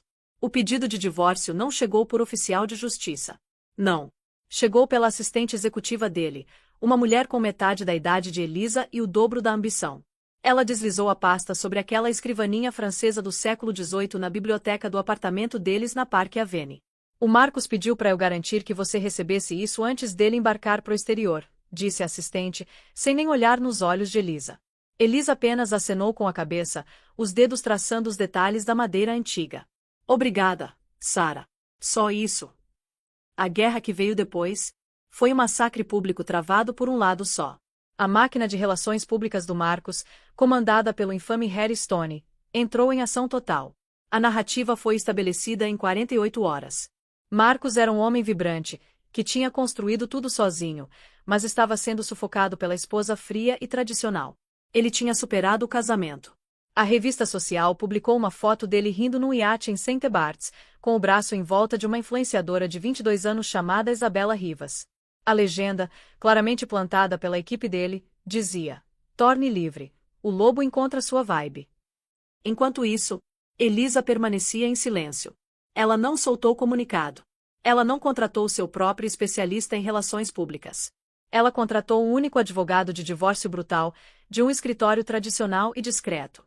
Um cara conhecido pela discrição, não pela mídia. Quando os paparazzi conseguiram fotografar ela saindo do escritório do advogado, ela não estava chorando. Ela não estava desafiadora. Ela só parecia cansada. Usava um simples casaco bege e nem estava maquiada. A manchete berrava: "A esposa descartada, Elisa Thorne enfrenta sua nova realidade." As amigas dela, as esposas dos outros magnatas, não sabiam o que fazer. Elas ligavam, com vozes sussurradas: "Elisa, querida, você precisa lutar contra isso. Ele não pode te tratar assim. O Harry Stone está dizendo para todo mundo que você não está bem." "Estou bem, Cynthia", Elisa respondia, a voz calma como vidro. Só focando no Léo. Ah, Léo. O filho de 17 anos, protegido num internato na Suíça, era a única coisa inegociável para ela. Esse era o verdadeiro motivo do silêncio dela. Marcos tinha feito uma ameaça. Não por escrito, mas numa ligação fria tarde da noite. "Se você lutar contra mim, se você transformar isso numa bagunça, eu vou arrastar o Léo por uma batalha de custódia que vai destruir ele. Vou provar que você é uma mãe inadequada, uma alcoólatra, uma depressiva." O Harris consegue pintar um quadro tão sombrio que nem sua própria mãe ia te reconhecer. Ou você fica quieta, aceita o acordo, e ele fica bem. Você escolhe. Então ela escolheu. Ela ficou em silêncio. Ela deixou o mundo acreditar que estava destruída. Deixou todos acharem que ela era uma relíquia, uma vítima da ambição de um homem moderno. Ela saiu do apartamento de 20 cômodos e se mudou para um apartamento pequeno, elegante mas modesto, no Upper West Side, um bairro que Marcos desprezava abertamente. A narrativa estava completa. Marcos Thorne tinha vencido. Ele tinha a juventude, a liberdade e o fascínio do público. Elisa Thorne tinha o silêncio dela, o apartamento pequeno e o bem-estar do filho. Caso encerrado. Ou pelo menos era isso que todo mundo pensava. Sabe o que Marcos Thorne amava? Vencer. Ele amava aquela sensação de vitória, aquela finalidade cristalina. Ele celebrou a liberdade dele sendo co-presidente do próximo Met Gala, o topo absoluto da pirâmide social de Nova York. A revista de moda tinha anunciado ele como co-presidente ao lado de Isabela Rivas. Um movimento que chocou a velha guarda, mas encantou a nova. Era uma coroação. O acordo de divórcio foi finalizado num acordo privado e sigiloso, mas Harry Stone, numa jogada brilhante de manipulação, vazou os detalhes para um colunista amigo. A narrativa. Elisa Thorne sai com míseros 20 milhões de dólares e o apartamento. O mundo ficou pasmo. 20 milhões de um cara cujo patrimônio era estimado em mais de 5 bilhões. Ele era um monstro. Mas aí veio a segunda parte da jogada. Amigos de Marcos, ou seja, Harry Stone, esclareceram: Elisa se recusou a negociar. Ela só queria que acabasse logo. Ela está exausta. Marcos implorou para ela pegar mais, mas ela simplesmente desistiu. Ele está de coração partido com o estado mental dela. Era brilhante. Pintava ele como generoso e ela como instável. Por que ela não lutaria? Que mulher em sã consciência sairia sem reivindicar bilhões? Os próprios advogados dele ficaram perplexos. Ela se rendeu, Marcos. O advogado dela nem contra-atacou a oferta principal. Só aceitou. Tá vendo? Marcos disse, tomando um gole de um uísque de $5.000 no escritório dele com vista pro Central Park. Ela está quebrada. Eu falei que ela não tinha luta. Ela teve um pedido estranho. O advogado dele continuou, mexendo em papéis. Ela não quis a casa dos Hamptons. Não quis a coleção de arte. Ela pediu uma única peça. Marcos se inclinou para frente, intrigado. O Picasso? O Basquiat? Não, é isso que é estranho. É uma peça contemporânea, um estudo em azul de algum artista desconhecido que mal vale $50.000. Estava pendurado na ala de hóspedes. Ela pediu especificamente por isso, e em troca abriu mão da reivindicação dela sobre o resto da coleção, que, como você sabe, é avaliada em mais de 200 milhões. Marcos se recostou e deu uma gargalhada. Uma pintura de $50.000. Ela trocou uma fortuna por um pedaço de lixo. Meu Deus, ela realmente enlouqueceu. Ele assinou o papel. Dá pra ela. Dá essa maldita pintura pra ela. É o mínimo que posso fazer pela coitada. O estudo em azul foi entregue no apartamento dela por um transportador de arte genérico. Era uma grande pintura abstrata sombria, principalmente índigos profundos e pretos. Elisa supervisionou a instalação na pequena sala de estar nova, onde ocupou quase uma parede inteira. O advogado dela ligou, exasperado. Elisa, eu preciso perguntar. Por quê? A gente podia ter conseguido ele. Podíamos ter tirado 10 vezes mais no acordo. Porque a pintura... Elisa sentou numa caixa de mudança, olhando para a peça. Foi um presente, Bill. De muito tempo atrás. Só me lembra de uma época diferente. Uma época de $100 milhões diferente. Elisa, você está sendo sentimental. Sim, ela disse, a voz suave. É isso. Sentimental. Ela desligou. Caminhou até a pintura, os dedos traçando a textura espessa da tela. Estava sozinha. O apartamento estava silencioso. Ela era, por todas as contas, uma mulher derrotada. Ela também era, por todas as contas, a única dona do estudo em azul. E isso, parecia, era exatamente o que ela queria. Agora, deixa eu te falar sobre o homem que nunca vinha para Nova York. Alexander Shander Costas. Se Marcos Thorne era o lobo, Shander Costas era um fantasma. Um verdadeiro bilionário unicórnio. Aos 25 anos, ele tinha desenvolvido o algoritmo base para uma inteligência artificial de logística preditiva que agora comandava silenciosamente 60% do transporte mundial. Ele tinha aberto o capital da empresa dele, a Helios, embolsado tudo e desaparecido. Ele não era um recluso no estilo Howard Hughes de unhas longas e potes. Ele só não estava interessado. Ele vivia num rancho de 50.000 acres em Wyoming que era menos uma casa e mais um mosteiro de alta tecnologia. Ele não dava entrevistas. Não tinha redes sociais. Não estava em nenhuma lista de ricos porque ninguém conseguia realmente rastrear os ativos dele, que supostamente estavam em uma complexa rede de fundos e fundações. Sua única paixão pública, se você pode chamar assim, era financiar projetos impossíveis de energia verde. Ele despejava centenas de milhões em tecnologia experimental, a maioria falhava. Porém, não tinha falhado. Origin Genius, uma empresa de energia das marés baseada no Maine, estava à beira de uma descoberta revolucionária. Foi fundada pelo antigo professor universitário de Shander, um homem que era um pai para ele. E então a Origin foi destruída. Uma venda descoberta súbita e brutal, liderada por um relatório anônimo vicioso cheio de meias-verdades, levou as ações da empresa a zero em um único dia. A empresa faliu, as patentes foram espalhadas. E o professor, com a reputação e o trabalho de uma vida em ruínas, teve um ataque cardíaco fatal 2 semanas depois. Shander, com seus recursos ilimitados, investigou. Não foi difícil encontrar a fonte da venda descoberto. Os dados eram claros. O relatório anônimo tinha sido gerado por uma firma de pesquisa independente, que por sua vez era uma empresa de fachada de uma holding, que era de propriedade da Thor Capital. Marcos Thorne tinha feito 300 milhões rápidos destruindo uma boa empresa e matando um bom homem. Shander Costas não acreditava em vingança. Ele acreditava em consequências. Ele vinha observando Marcus Thorne por um ano. Viu a arrogância, a prepotência, a necessidade obsessiva de aprovação pública. Viu a vulgaridade da nova vida dele, o desfile da garota de 22 anos. E ele viu a esposa. Viu o silêncio. Viu o casaco bege. Viu os artigos da imprensa. E diferente do resto do mundo, ele não viu uma mulher quebrada. Ele viu uma mola comprimida. Ele viu uma jogadora de longo prazo. Ele fez uma análise profunda sobre Lisa Thorne. Encontrou o diploma dela em História da Arte pela Brown.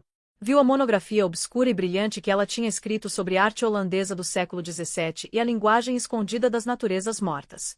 Viu uma mulher que entendia de subtexto. E então a equipe de pesquisa dele sinalizou o acordo de divórcio, especificamente a renúncia da coleção de arte de 200 milhões em troca de uma pintura de 50 mil. Chandler pausou. Ele mandou a equipe puxar as especificações de cada peça de arte na coleção Thorne. Quando viu o estudo em azul, ele quase sorriu. Ele conhecia o artista. Um jovem e brilhante anarquista de arte tecnológica que ele tinha patrocinado uma vez. Um artista que não apenas pintava, mas que incorporava. Chandler finalmente entendeu. Elisa não estava apenas jogando um jogo de longo prazo. Ela estava jogando o jogo dele. Ele fez uma ligação. Não para Elisa, mas para o alfaiate dele em Savile Row. Jonathan, ele disse, a voz ecoando levemente no estúdio minimalista em Wyoming. Preciso de um smoking. Preto, tradicional. E preciso de um convite para um gala. Então ele enviou uma única mensagem criptografada para um celular descartável que ele tinha mandado entregar no apartamento novo de Elisa. Continha apenas 7 palavras. O estudo em azul não é de um pintor. É de um programador. Elisa estava olhando para a pintura quando a mensagem chegou. O telefone, um simples tijolo preto, vibrou na mesa de centro. Ela tinha recebido numa caixa simples 2 dias antes, sem endereço de retorno. Ela presumiu que era um presente consciente de privacidade do advogado dela. Ela leu as 7 palavras. Um choque frio subiu pela espinha dela. O estudo em azul não é de um pintor. É de um programador. Ela olhou para a pintura. Estudo em azul. Um presente de Marcus 12 anos atrás, quando ele tinha acabado de fechar seu primeiro negócio verdadeiramente massivo. É de um artista novo e promissor, ele tinha dito. Um original de verdade. Ele estava tão orgulhoso. Ele tinha instalado no escritório dele, onde ficou por anos, um pano de fundo para todas as videochamadas dele. Até que, ele redecorou. 3 anos atrás, ele tinha ido full minimalista bilionário, tudo bege estéril. A pintura escura e sombria foi banida para a ala de hóspedes. É deprimente, ele declarou. Se livra disso. Mas Elisa sempre amou. Ela mesma tinha movido. Um programador. Ela caminhou até a tela e tocou a moldura. Era incomumente grossa, madeira pintada de preto. Ela passou os dedos pela borda, sentindo por um interruptor, uma costura. Nada. Ela foi para a cozinha e encontrou uma chave de fenda pequena. Cuidadosamente, ela desfez os parafusos que prendiam a tela na parte de trás da moldura. A tela se soltou. Ela a colocou de lado. A moldura agora era apenas um retângulo preto oco. Ela a examinou. No canto inferior direito, o que parecia ser um nó de madeira era outra coisa. Era uma minúscula porta USB-C recuada, preenchida com cera preta. O coração dela estava martelando. Ela passou 10 minutos cuidadosamente tirando a cera com uma agulha. Ela encontrou um cabo do laptop e plugou. Nada. Claro, não ia simplesmente montar como um drive. Ela olhou pro telefone. Uma nova mensagem. Ele sempre amou que era um homem que construiu tudo sozinho. Mas ele nunca checou o próprio trabalho. A mente de Elisa acelerou. Marcus. Construiu tudo sozinho. Seu escritório. A pintura era o pano de fundo sempre, para cada chamada. Até 3 anos atrás. O que aconteceu 3 anos atrás? A investigação da SEC. A que não deu em nada. A que todo mundo disse que ele tinha vencido. Ele não venceu. Ele escondeu. Ela pensou sobre a arrogância dele, sua natureza obsessiva e compulsiva que ele disfarçava como disciplina. As senhas dele. Ele sempre usava o mesmo padrão. O nome do primeiro barco, o ano do primeiro milhão e um caractere especial. Ela foi pro laptop. A moldura, quando conectada, não era um drive. Era uma rede. Um minúsculo nó criptografado sem conexão externa. Estava pedindo uma senha. Ela digitou Sirenslope 98. A rede desbloqueou. Uma única pasta apareceu na área de trabalho dela, livro Razão Thorne. Ela abriu. Não era uma carteira cripto. Não exatamente. Era muito pior. Era toda outra vida de Marcus. Um sistema completo e não adulterado de contabilidade paralela para a Tor Capital. Cada negociação ilegal, cada empresa de fachada, cada analista subornado e político comprado, cada manipulação de mercado. A venda descoberta da origem estava lá, detalhada completamente, com uma nota arrogante. Nocauteie o velho. Era uma confissão detalhada de uma década de crime de colarinho branco federal de alto nível. Ele manteve sem conexão externa, escondido à vista de todos, um monumento à própria arrogância disfarçado de arte. Ele ficou tão confortável, tão garantido da própria vitória sobre ela, que esqueceu que tinha dado o empreendimento criminoso inteiro para a única pessoa que ele tinha acabado de ferrar. Ele não apenas subestimou ela. Ele esqueceu que ela existia. O telefone preto vibrou de novo. Dessa vez, uma ligação. Ela atendeu. Uma voz masculina, calma, com um sotaque tênue e indefinível. Senhora Thorne. Elisa. Meu nome é Alexander Costas. Acredito que você tenha algo que me pertence. Eu não sei do que você está falando, ela gaguejou, encarando a tela. Não seu. Não dele. Meu. O arquivo da origem. Marcus Thorne destruiu meu mentor. Ele pegou minha empresa. Acredito que a evidência disso está agora no seu laptop. Elisa sentou. Ela estava tremendo. Mas não de medo. De raiva. Uma raiva fria, pura e brilhante. Sim, está, ela disse. Bom, disse a voz. Agora, imagino que você tenha tido 6 meses bem silenciosos. O que você acha de uma viagem para Nova York? Ouvi dizer que o Met Gala é adorável em maio. Eles não se encontraram em Nova York. Era muito comprometido, cheio de olhos demais. 2 dias depois, Elisa, viajando sob o nome de solteira, pousou em Genebra.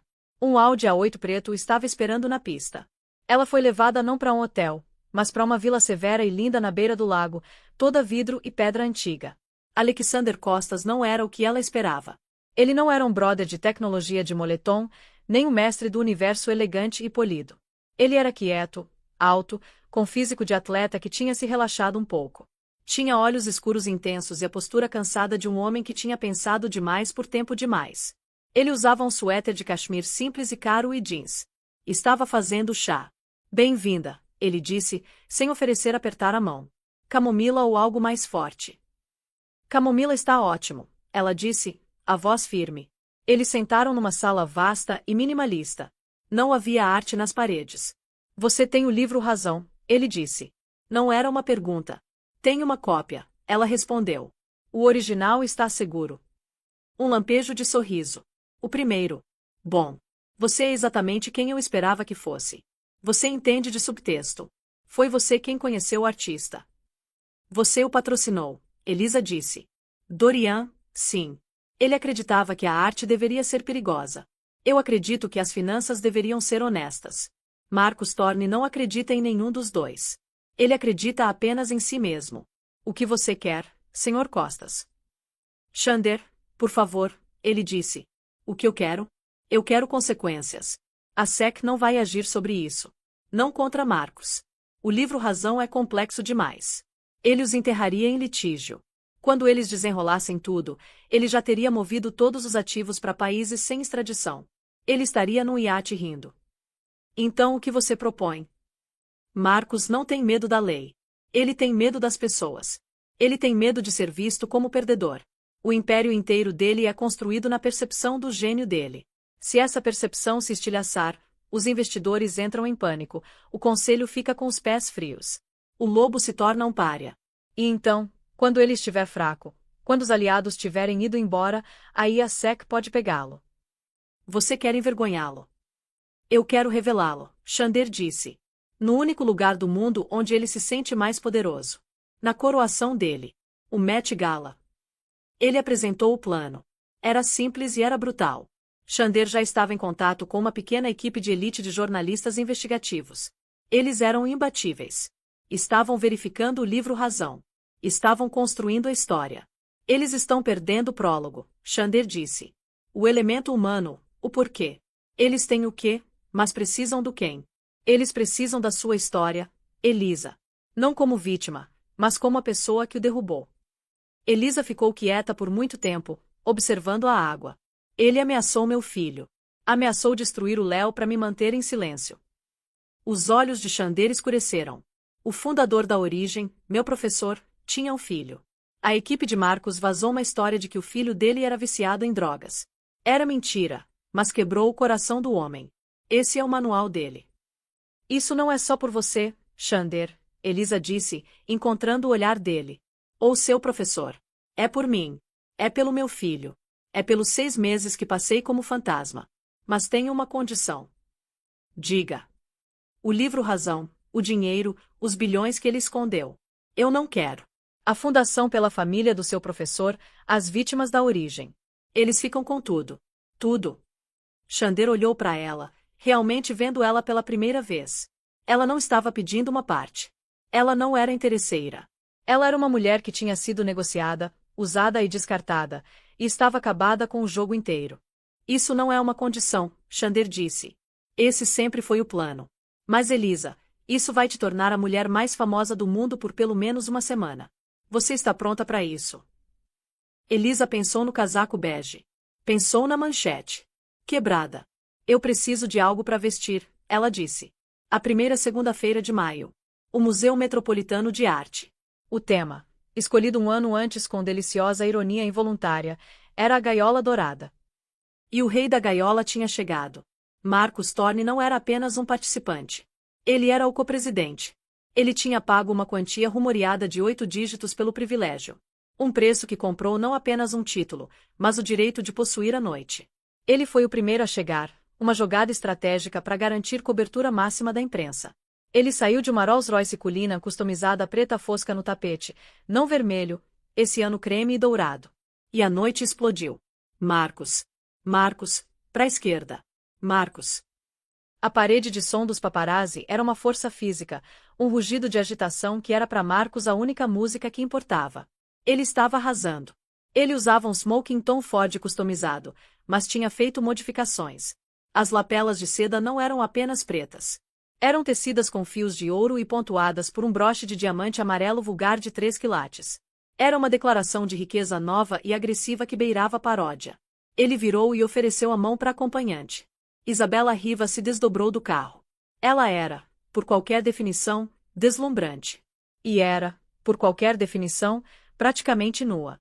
O vestido dela, uma peça customizada de um estilista mais conhecido pelo Instagram que pela alta costura, era menos uma gaiola dourada e mais uma teia dourada. Era uma matriz de correntes de ouro 24 quilates e cristais estrategicamente posicionados. Um mapa transparente do corpo perfeito de 22 anos dela. Os fotógrafos foram do rugido pro grito. Essa era a foto. Esse era o clique viral. Marcos. Isabela, aqui. Quem você está usando? Isabela, veterana desse tipo específico de guerra, não falou. Ela apenas posou, os lábios entreabertos, o corpo arqueado. Ela era um símbolo vivo e respirante da vitória dele. É isso que eu ganhei na troca. Eles começaram a subida das famosas escadas. A apresentadora, correndo até eles com o microfone estendido. Marcos, Isabela, vocês estão deslumbrantes. Marcos, como copresidente, você realmente definiu o tom. O que o tema de hoje significa para você? Marcos deu o sorriso de tubarão característico, aquele que tinha aterrorizado Wall Street por 2 décadas. Significa, ele disse, a voz um barítono suave e praticado, que estamos numa nova era. As gaiolas velhas e empoeiradas estão sendo quebradas. As pessoas têm medo da mudança, medo da nova energia, mas você não pode engaiolar o futuro. Ele colocou um braço possessivo na cintura de Isabela. É sobre ser livre. É sobre liberdade. E Isabela, esse look. Eu só queria me sentir livre, sabe? Isabela disse, a voz um sussurro vocal frito. Marcos e eu estamos tão felizes. Não estamos nos escondendo. Não estamos em gaiola nenhuma. Uma nova era de fato, Marcos disse com um olhar final e apontado para a câmera. Um olhar que dizia, ela se foi. Eu venci. O passado está morto. Eles absorveram a atenção, levando impressionantes 30 minutos para subir as escadas. Dentro, eles reinaram. Marcos, o copresidente, ao lado de Isabela, a musa. Eles eram o centro gravitacional absoluto e inegável do evento. Era, em todos os sentidos da palavra, a coroação dele. De volta no tapete, a energia estava diminuindo. As celebridades de primeira linha tinham chegado. Os âncoras estavam começando a se despedir. Que noite! Mais alguns retardatários, mas parece que é isso para os grandes chegadas. Uma apresentação verdadeiramente deslumbrante do co-presidente Marcos Torne e Isabela Rivas. Então o carro parou. Parou tão silenciosamente, tão discretamente, que a imprensa, na exaustão pós-celebridades, quase perdeu. Não era um carro patrocinado. Não era um Maybach novo e chamativo ou uma Ferrari vermelha a fogo. Era um Bentley preto dos anos 90, quadrado, severo e teimosamente fora de lugar. Não tinha placa de cortesia. Era, para esse evento, um fantasma. Os fotógrafos mais jovens, os do TikTok, ficaram confusos. Quem é esse? Um assessor de imprensa. É político. Ah, não. Uma coordenadora da revista, prancheta na mão, pareceu confusa. Não tenho esse carro na lista. A porta abriu. Um sapato social simples de couro preto polido tocou o chão. Sem flash, sem alarde. O homem que saiu era discreto. Alto, com físico poderoso, usava um smoking preto perfeitamente cortado, quase entediante de tão tradicional. Sem diamantes, sem veludo. O cabelo era escuro e levemente bagunçado. A imprensa mais jovem ficou em branco. Quem é esse? Um produtor. Mas na ponte da imprensa, os fotógrafos veteranos, aqueles que cobriam esse evento há 20 anos, congelaram. E no cercado da imprensa financeira, os repórteres de grandes veículos, forçados a cobrir esse evento social, um homem literalmente deixou o gravador cair.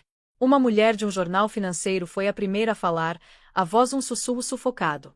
Meu Deus, pega a foto. Pega a foto agora. É o Costas. O nome se espalhou pelo corpo de imprensa como um choque elétrico. Costas. Quem? Perguntou um fotógrafo de 20 anos. Alexander Costas, seu idiota. O chefe dele sussurrou, empurrando ele de lado. O unicórnio, o fantasma de Wyoming. Ele não é fotografado há uma década. Pega a foto. A energia no tapete não apenas reacendeu. Ela detonou. Esse não era uma celebridade. Era um mito. Xander Costas não ia em festas. Ele não ia para Nova York. A presença dele não era uma visita social. Era um indicador de mercado. Significava que algo tectônico, algo fundamental estava mudando no mundo. Senhor Costas. Senhor Costas, por que você está aqui? Xander, uma palavra. O que isso significa para os mercados? Alexander, você está investindo. Você voltou. Xander Costas, parecendo pálido e profundamente desconfortável, como uma criatura de águas profundas trazida à superfície, não olhou para as câmeras. Não olhou para a imprensa gritante. Ele simplesmente se virou e ofereceu a mão de volta para a escuridão do carro. E foi aí que a noite realmente quebrou. Uma mão de mulher pegou a dele. Era elegante, sem adornos, exceto por um simples anel no dedo direito. Um sapato emergiu. Não uma sandália brilhante e com tiras de 22 anos. Era um salto stiletto azul meia-noite severo e poderoso. Um stiletto que significava negócios. A forma de uma mulher seguiu. O silêncio que caiu sobre o tapete vermelho não foi uma pausa. Foi um vazio físico esmagador. Os gritos, os berros, as perguntas, tudo parou como se um interruptor tivesse sido acionado. Você podia ouvir um único obturador de câmera da ponte. Clique, clique, clique. Era Elisa Torne. Mas não era Elisa Torne. A mulher que tinha assombrado a imprensa num casaco bege, o rosto pálido e quebrado, tinha ido embora. No lugar dela estava uma criatura de uma mitologia diferente, mais perigosa. O cabelo dela, antes um castanho suave de esposa da sociedade, estava penteado para trás num estilo molhado e severo, como se ela tivesse acabado de emergir de um oceano escuro. A maquiagem era inexistente, exceto por um batom vermelho sangue brutal. E o vestido? Era um vestido Schiaparelli customizado, uma obra-prima de seda azul meia-noite arquitetônica, a cor do estudo em azul. Era desenhado como armadura, severo e esculpido, com um pescoço alto e poderoso. Não era um vestido feito para ser bonito. Era um vestido feito para ser usado numa revelação estratégica. Mas o gênio, a coisa que fez o mundo coletivamente ofegar, era o corpete. Não havia nada dourado. Não havia filigrana de ouro. Em vez disso, esculpida de uma única peça de ouro fosco brunido, quase bronze, estava uma chave antiga enorme e intricada. Os dentes e o palhetão eram um design complexo e desconcertante. Não era um pingente delicado. Era uma ferramenta. Era a chave de uma masmorra, a chave de um cofre, a chave da gaiola dourada. O trocadilho era tão óbvio, tão brutal, que era uma obra de gênio. Elisa Torne ficou ali por uma longa batida de 3 segundos. Ela olhou para a imprensa, não com um sorriso, não com uma pose, mas com a finalidade fria e calma de uma juíza prestes a ler um veredito. O silêncio quebrou. A imprensa não apenas gritou. Eles rugiram. Era um som de pura histeria não adulterada. Eles tinham recebido uma história. Não apenas um vestido, mas uma narrativa. Elisa. Elisa. Meu Deus. Elisa. Quem você está usando? Elisa. Senhora Thorne, você está com ele? Xander e Elisa, olhem aqui. Eles não pararam. Eles não posaram. Xander, um sentinela silencioso, colocou a mão nas costas dela, um gesto de proteção silenciosa e poderosa. Eles se moveram como uma unidade, uma ilha de calma aterrorizante num mar de histeria. Era uma fortaleza inalcançável. Eles subiram as escadas, a imprensa se abrindo para eles como o mar vermelho, e não disseram uma única palavra. Dentro, no salão, Marcos estava contando uma história hilariante autodepreciativa, mas na verdade autoengrandecedora, para um senador americano e um CEO de tecnologia. Isabela estava no telefone, fazendo beicinho. E eu disse para ele, se você quer vender as ações a descoberto, você tem que pelo menos ter o... Ele parou. A energia na sala tinha mudado. O burburinho, que tinha sido direcionado a ele, agora era uma onda palpável rolando da entrada. As pessoas estavam se virando. As pessoas estavam ofegando. O que é? Perguntou o senador, se virando. Marcos virou também. O aborrecimento tremulou no rosto dele. Quem ousava tirar o foco dele? Ele viu ela primeiro. Ele não reconheceu ela. Não por 2 segundos completos. Ele viu o vestido, o poder, a beleza severa. E o primeiro pensamento dele foi: quem é essa? Uma atriz nova, uma realeza europeia. E então o cérebro dele alcançou. O sangue drenou do rosto dele. Elisa. Ele estava congelado.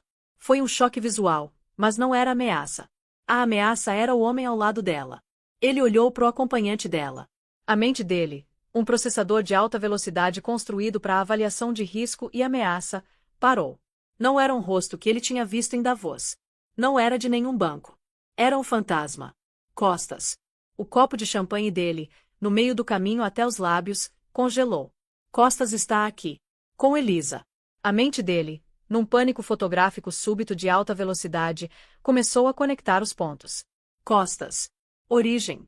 A venda descoberto. O velho professor. Costas nunca vai a lugar nenhum. Ele nunca sai de Wyoming. Porque ele está aqui. Ele está aqui por minha causa. Ele está aqui por minha causa. E ele está com o divórcio. O acordo. Os advogados. Ela se rendeu. Ela simplesmente desistiu. Ela pegou 20 milhões. Ela estava quebrada. Ela não estava quebrada. A renúncia. A coleção de arte de 200 milhões. Ela desistiu de tudo por... O sangue dele virou gelo. Uma única memória distinta, empurrada e esquecida. A pintura. O estudo em azul. A pintura estúpida e deprimente na ala de hóspedes. Não. Antes disso. No meu escritório. Por anos. Era o pano de fundo de toda chamada. Oh, Deus! A mão dele estava tremendo. Ele colocou o copo no chão. A gaiola dourada. A chave. Ele olhou para a mulher no vestido azul. Ela estava sendo recebida não por um assessor de imprensa, mas pela própria Anna Wintour, que passou por uma dúzia de outros convidados para abraçá-los, beijando cada um em cada bochecha. Um sinal de aprovação definitiva. Isabela estava puxando o braço dele, a voz um lamento distante e irritante. Amor, amor, você parece que viu um fantasma. O que houve? Porque todo mundo está olhando para aquela mulher. O vestido dela é esquisito. De atravessado da sala, como se ela pudesse sentir o olhar dele, Elisa Thorne virou a cabeça. Ela encontrou os olhos dele através da multidão de celebridades e titãs. Ela não sorriu. Ela não olhou feio. Ela não franziu a testa. Ela apenas segurou o olhar dele. Foi um reconhecimento simples, neutro e devastadoramente calmo. Não era o olhar de uma esposa desprezada ou uma ex com raiva. Era o olhar de uma bióloga encarando um espécime numa lâmina. Era o olhar de uma CEO fazendo um corte necessário e desapaixonado. Era o olhar de uma carrasco que já tinha afiado o machado e estava apenas esperando o relógio bater. E naquele segundo cristalino e horripilante, Marcus Thorne, o lobo, o vitorioso, o rei da gaiola, entendeu que ele não tinha vencido. Ele tinha sido permitido a pensar que tinha vencido. Ele não tinha descartado a esposa. Ele tinha entregado à sua carrasco o mandado, a caneta e a espada, Tudo pelo preço de uma única pintura de $50.000. Ele era um homem morto. O Gala era um estudo em física. Durante a primeira hora, Marcus Thorne, resplandecente no tom Ford vulgar incrustado de diamantes, tinha sido o centro de gravidade. Ele era o Sol, e todos os outros, Isabela incluída, eram planetas em órbita dele. Agora as leis desse universo tinham sido reescritas. Um novo sistema estelar binário tinha entrado na sala, e a atração gravitacional era absoluta. O homem quieto de roupa escura e a mulher no vestido azul meia-noite eram o novo centro. A sala inteira, todo o poder, toda a fama, todo o dinheiro, estava sendo puxado para a órbita deles. Começou como um sussurro. É o Costas. Meu Deus, é. O murmúrio veio de um patriarca bancário numa mesa perto da entrada. Ele nunca sai de Wyoming. O que ele está fazendo aqui? Esquece ele, querida. Olha quem está com ele. É Elisa Thorne? Eu pensei que ela estava, você sabe. A mulher, uma socialite que tinha cortado Elisa da lista de jantares dela 3 meses antes, deixou a voz sumir, o rosto pálido. Ela não parece quebrada para mim, o marido dela murmurou, ajustando a gravata. Ela parece letal. Elisa e Xander não fizeram nada. Eles não trabalharam a sala. Tinham sido pessoalmente guiados para a mesa particular de Anna Wintour, onde foram sentados ao lado do ministro das Finanças francês e uma reverenciada atriz vencedora do Oscar. Eles conversaram baixinho entre si. Comeram a comida. Não procuraram ninguém. Não precisavam. E a cada minuto calmo que passava, o pânico de Marcus crescia. A temperatura ao redor da própria mesa dele tinha caído 20 graus. A risada tinha ido embora. Os cortesãos bajuladores de repente acharam a arquitetura do templo fascinante, o olhar fixo em qualquer lugar menos nele. Isabela, alheia, estava fazendo beicinho. Amor, você nem está me ouvindo. Eu estava dizendo, devo postar a selfie com o caviar agora ou esperar? Cala a boca, Marco soltou, a voz um assobio baixo. O quê? Ela choramingou, os olhos enchendo de lágrimas. Eu disse, ele rosnou. Fica quieta. Ele tinha que saber. A mente dele estava correndo, uma colisão em alta velocidade de cenários de pior caso. Costas. Origem. A venda a descoberto. O velho professor. A pintura. A ala de hóspedes. O acordo de divórcio. A renúncia. Ó Deus, a renúncia. Ela não trocou 200 milhões por uma pintura de 50 mil. Ela trocou por... O sangue dele correu frio. Ele era um homem de ação. Ele não podia esperar a bomba explodir. Ele tinha que encontrá-la, desmontá-la. Ele se levantou, alisando a jaqueta, uma paródia do eu confiante usual. Ele sentiu uma gota de suor traçar um caminho frio pela coluna. Ele começou a caminhada. Os 100 pés da mesa dele até a Diana Wintour pareceram o deserto de Gobi. Ele passou pela mesa de um gerente rival de fundo de hedge que o observou com um novo interesse predatório. Ele passou pela socialite que tinha cortado Elisa. Ela estremeceu e olhou para longe como se ele já fosse um fantasma. Ele estava a 3 metros da mesa. Elisa estava de perfil, ouvindo o ministro das Finanças. Ela não tinha reconhecido a existência dele. Senhor, posso ajudá-lo? Um homem tinha se materializado no caminho dele. Não um segurança da revista de blazer vermelho, mas um homem que parecia pertencer a uma equipe de segurança presidencial, terno preto sob medida, fone de ouvido transparente e o tipo de olhos mortos e calmos que tinham visto tudo. Marcos tentou puxar hierarquia, a voz saindo mais apertada do que ele pretendia. Eu sou Marcus Thorne. Eu sou o copresidente deste evento. Estou ciente de quem você é, Sr. Thorne, o guarda disse, a voz educada, o que de alguma forma era mais aterrorizante. A mesa da Sra. Wintour está particular no momento. Particular? Eu sou o copresidente, Marcos repetiu, a voz subindo. Sim, senhor. E está particular.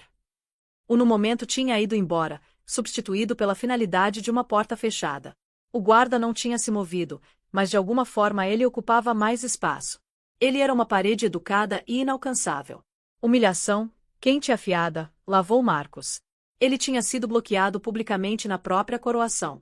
Ele virou num movimento brusco e parecido com marionete e começou a caminhada da vergonha de volta para a mesa, os olhos da sala queimando nas costas dele como holofotes. Ele sentou, o rosto cinza. O que aconteceu? Isabela perguntou. Você disse oi? Marcos apenas encarou sem ver. Ele estava preso. A gaiola dourada não era mais um tema. Era a realidade dele. E então às 10 da noite, Precisamente quando o prato principal estava sendo retirado e a orquestra tinha acabado de terminar uma peça crescente de Vivaldi, a armadilha fechou. No silêncio que se seguiu veio um novo som. Não era um único telefone. Era uma sinfonia deles. O som de 500 das pessoas mais poderosas do mundo recebendo o mesmo alerta push ao mesmo segundo. Um senador americano numa mesa próxima olhou pro telefone, e o rosto dele ficou branco. O gerente rival do fundo de hedge que tinha estado observando Marcos agora sorriu um sorriso lento e lobuno e digitou uma série de mensagens frenéticas no próprio dispositivo. A atriz vencedora do Oscar na mesa de Elisa ofegou, cobrindo a boca. A sala estava silenciosa como um túmulo, exceto pelo clique frenético, clique de centenas de olhos escaneando telas. Isabela, irritada, pegou o próprio telefone. Ah, quem é ProPublica? Por que eles estão me mandando notícia? Amor, por que sua foto está? Marcos arrancou o telefone dela. A manchete era severa. Não havia gíria de coluna social. Era jornalismo brutal em preto e branco. O livro Razão Torne, como o lobo de Wall Street falsificou uma década de vitórias e destruiu empresas americanas. A matéria era uma obra-prima de evisceração jornalística. Tinha mais de 8.000 palavras, e estava tudo lá. Detalhava o livro Razão, aquele escondido no estudo em azul. Detalhava as empresas de fachada, as negociações ilegais, os subornos a analistas, a manipulação de mercado. Tinha uma seção inteira de cortar o coração sobre a venda descoberto da origem, completa com citações da família do professor e dos 200 funcionários que tinham perdido os empregos. Então havia o prólogo. O elemento humano. A matéria começava não com números, mas com o retrato novo deslumbrante e desafiador de Elisa Torne, tirado no apartamento pequeno novo, o estudo em azul pendurado atrás dela como uma bandeira inimiga capturada. Fiquei em silêncio por 6 meses, a citação dela começava. Me disseram que meu silêncio protegeria minha família. Mas o silêncio é o que permite que homens como Marcos Torne floresçam. Ele não apenas escondeu o dinheiro da esposa. Ele escondeu os crimes. Escondeu numa pintura que tinha banido para um quarto de hóspedes. Uma pintura que ele chamou de deprimente. Ele esqueceu que sou historiadora de arte. Ele esqueceu que sei como procurar pelas coisas escondidas à vista de todos. Ele me chamou de relíquia. Ele ameaçou meu filho para garantir meu silêncio. Ele esqueceu que meu silêncio não era fraqueza. Era estratégia. Ele esqueceu que eu era a única que curava a vida dele. Ele simplesmente me esqueceu. Marcos se levantou. A cadeira não apenas raspou. Ela tombou, batendo no chão de mármore com um som que ecoou como um tiro. Amor, Isabela sussurrou, o rosto finalmente registrando medo. Ele não correu. Não no começo. Ele caminhou com um passo rápido e brusco, empurrando um garçom que derrubou uma bandeja de taças de champanhe. O som de vidro estilhaçando mal registrou. A sala se abriu para ele. Era o mar vermelho, mas com desprezo. Essas pessoas, os amigos dele, os aliados dele, não estavam com raiva. Estavam aterrorizadas. Ele não era mais o lobo. Ele era um leproso. Ele era contágio. Ele alcançou o lobby principal. Ele podia ver a saída, a promessa do ar fresco da noite. Senhor Torne. Um homem entrou na frente dele. Nicholas Grant, repórter do Wall Street Journal, que tinha sido avisado e estava esperando como uma aranha paciente. Nicholas Grant, Wall Street Journal. Algum comentário sobre o relatório da ProPublica? Algum comentário sobre a venda descoberta da origem? Algum comentário sobre a investigação da SEC que você supostamente venceu 3 anos atrás? Sai da minha frente! Marcos rugiu, um som animal primal. Ele empurrou Nicholas, empurrou ele com força, mandando o homem menor tropeçando para trás num grande arranjo floral. Uma câmera flashou, capturando o momento. O flash era cegante. E essa foi a foto que saiu na imprensa. Não o co-presidente suave no tom Ford, mas o homem de rosto vermelho, violento e desesperado, a máscara de civilização arrancada. O Marcos real. Ele estourou pelas portas e numa parede de paparazzi que, vendo o alerta da ProPublica, tinham descido num frenesi. Ele tinha ido embora. 1 hora depois, a festa estava em ruínas conversacionais. Elisa e Xander se levantaram. Anna Wintour se levantou com eles, abraçando ambos. Obrigada por vir, ela disse, a voz clara. Eles caminharam o mesmo caminho que Marcos tinha corrido, mas onde ele tinha encontrado desprezo, eles foram recebidos com um espanto atordoado e reverente. As pessoas se levantaram para deixá-los passar. Eles eram uma nova forma quieta e aterrorizante de realeza. Eles alcançaram os degraus da frente, que agora eram uma zona de guerra de luzes piscando. A imprensa era uma multidão berrante. Elisa! Elisa, por que você fez isso? Xander, vocês são um casal. Isso é um plano de vingança? Elisa, qual é o próximo passo para você? Senhora Thorne, o que você está usando? Elisa apenas caminhou, a cabeça alta, a mão de Xander uma presença firme nas costas dela. Eles estavam quase no carro. Uma repórter da agência de notícias, uma veterana que sabia como conseguir a matéria, empurrou o microfone passando um guarda. Senhora Thorne, por favor, só uma pergunta. O que você está usando? Elisa pausou. O mundo parou. Essa era a frase de efeito. Ela virou não pro repórter, mas para a câmera principal, a que estava transmitindo pro mundo. Um pequeno sorriso devastador e completamente final tocou os lábios vermelhos dela. S.A. Piaparelli, ela disse, a voz clara como um sino. E estou usando minha liberdade. Um silêncio atordoado. Depois caos. Xander tinha a porta do velho Bentley aberta enquanto ela entrava. Um repórter gritou. Xander, e o tema da gaiola dourada. Xander pausou, um pé no carro. Ele olhou pro repórter, depois para a chave de ouro brunido no vestido da mulher agora dentro. Uma gaiola só é gaiola se você não segura a chave, ele disse.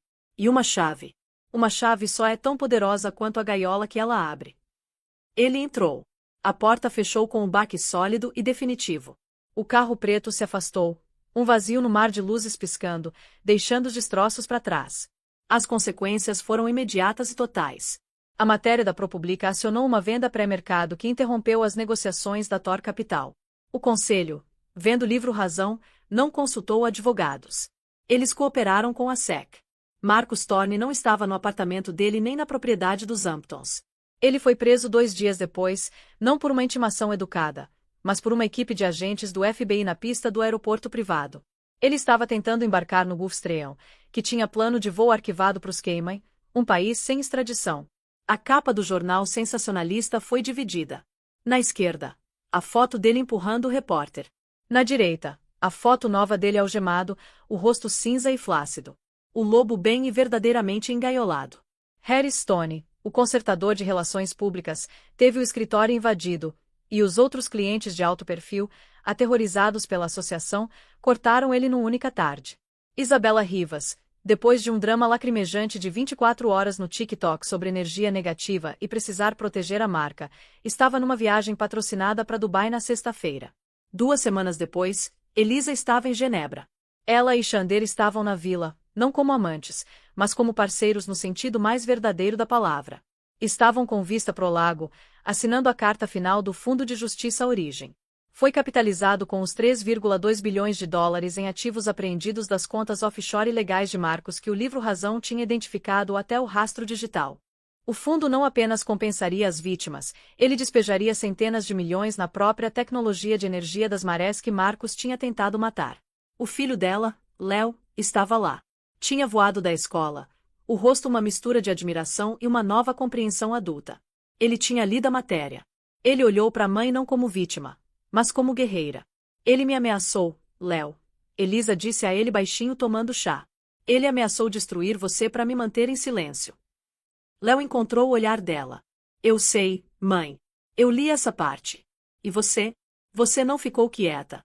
Você só esperou até poder rugir. Ele abraçou ela, e pela primeira vez ela sentiu a força dele, que ela percebeu era a verdadeira vitória dela. O telefone preto estava na mesa entre Xander e Elisa. Qual é o próximo passo para você, Elisa? Xander perguntou. Você é a mulher mais famosa do mundo agora. Não por muito tempo, graças a Deus, ela disse, observando a neve nas montanhas. O mundo vai seguir em frente.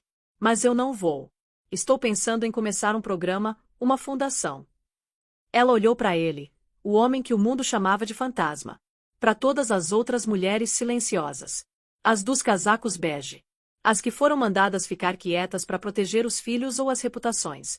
As que o mundo chama de quebradas. Como você vai chamar? Ele perguntou. Elisa sorriu aquele mesmo sorriso devastador dos degraus do gala. Fundação Chave. Não vou apenas dar voz para elas. Vou dar um pé de cabra. Xander Costas olhou para Elisa Thorne, a historiadora de arte que tinha derrubado um império com uma única pintura desprezada. Era um sorriso genuíno e verdadeiro dessa vez. Conheço alguns bons programadores, ele disse. Elisa tomou um gole do chá. E eu, ela respondeu, conheço todos os melhores transportadores de arte. No fim das contas, não era sobre o dinheiro. Nem era sobre vingança. Era sobre uma única escolha simples: ficar em silêncio ou falar. A história de Elisa Thorne é uma aula magistral em jogar o jogo longo. Ela mostrou para o mundo que quebrada é só uma palavra que as pessoas usam quando subestimaram sua força. Ela provou que a arma mais poderosa não é uma conta bancária de bilhões, mas a verdade. E ela nos lembrou que o verdadeiro poder não é sobre ser a pessoa mais barulhenta da sala. É sobre ser aquela que segura a chave.